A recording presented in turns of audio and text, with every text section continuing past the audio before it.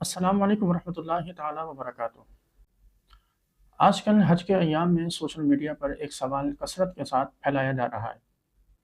اور وہ یہ کہ اسلام میں جب قبروں کے اوپر پاؤں رکھنا اور پاؤں رکھ کر گزرنا یہ حرام ہے اور منع ہے، تو حتیم کے بارے میں جو روایات ہیں کہ حتیم کعبہ کے اندر حضرت سیدنا اسماعیل علیہ نبینا علیہ السلام سمیت تقریباً 70 انبیاء کرام علیہ السلام کے مزار ہیں، تو حتیم میں نماز پڑھنے کی اجازت کیسے ہے؟ اور اس کے علاوہ ہم مطاف کعبہ کے حوالے سے بھی سنتے ہیں، مسجد نمرہ کے حوالے سے بھی سنتے ہیں کہ وہاں پر بھی انبیاء کرام علیہ السلام مدفون ہیں، تو ان مقامات پر نماز کی ادائیگی کرنا کیسے درست ہو سکتا ہے؟ حالانکہ روایات میں انہی مقامات پر نماز ادا کرنے کی فضیلت بھی ذکر کی گئی ہے، اور لوگ ان مقامات میں نماز ادا کرنے کی رغبت بھی رکھتے ہیں، تو شرعاً اس کا حکم کیا ہے؟ تو یاد رکھیے کہ ان مقامات کے حوالے سے روایات موجود ہیں کہ یہاں پر انبیاء کرام علیہ السلام مدفون ہیں،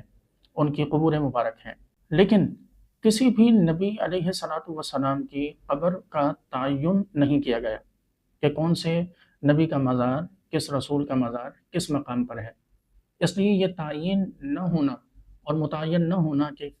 بالخصوص اس ہی مقام پر فلاں نبی کا مزار یا فلاں نبی مدفون ہے، تو یہ اس بات کی اجازت دیتا ہے کہ جب تعین نہ ہو تو پھر اس پورے کے پورے مقام پر نماز ادا کرنے کی شرعی طور پر اجازت ہے، اور اس حوالے سے علماء کرام کی تصریحات بھی موجود ہیں۔ مثلا در مختار میں صاحب در مختار یہ بات لکھتے ہیں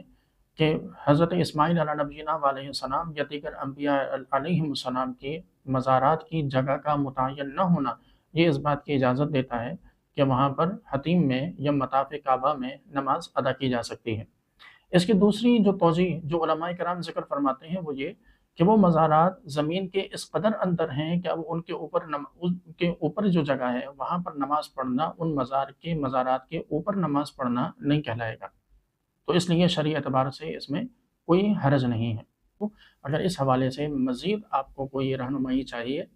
تو کمنٹ میں اپنا سوال ضرور کیجیے۔ والسلام علیکم ورحمۃ اللہ تعالیٰ وبرکاتہ۔